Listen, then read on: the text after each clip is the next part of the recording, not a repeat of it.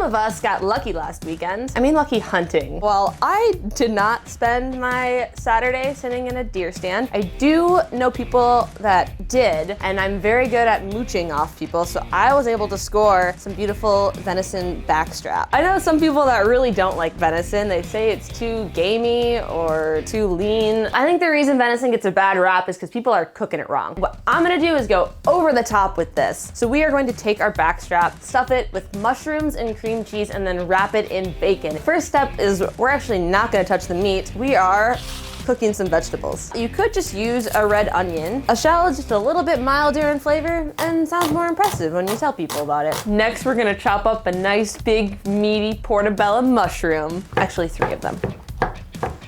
I was gonna keep these in big meaty strips, but I think cutting them smaller will be easier for stuffing them in the venison. Chop your garlic. Whenever I see a recipe and it calls for like 2 cloves of garlic, I immediately think, oh, I need 12. Don't shy away from your greens. Add a little parsley. Just give it like a rough chop. You need about like a half a cup. Add a little olive oil.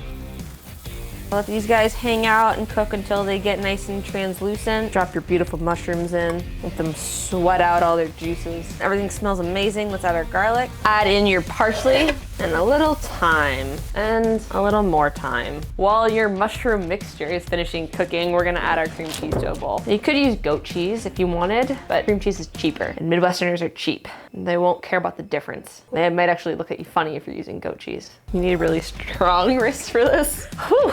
This is a heavy cast iron. I would eat this just straight or like put it on a piece of toast. Now it's time for the meat.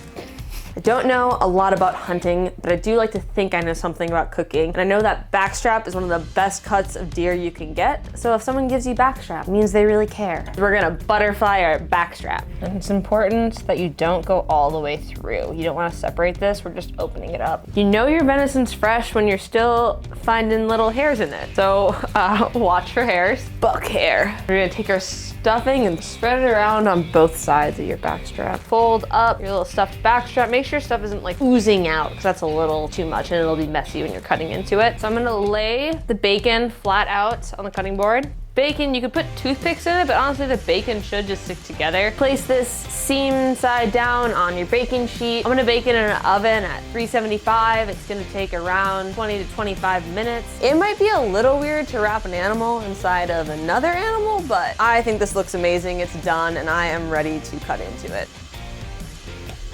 Oh, beautiful, look at that. What's better than having backstrap delivered to you on a silver platter? Okay, it wasn't delivered to me, I cooked it myself, but this looks amazing. I'm so excited for this.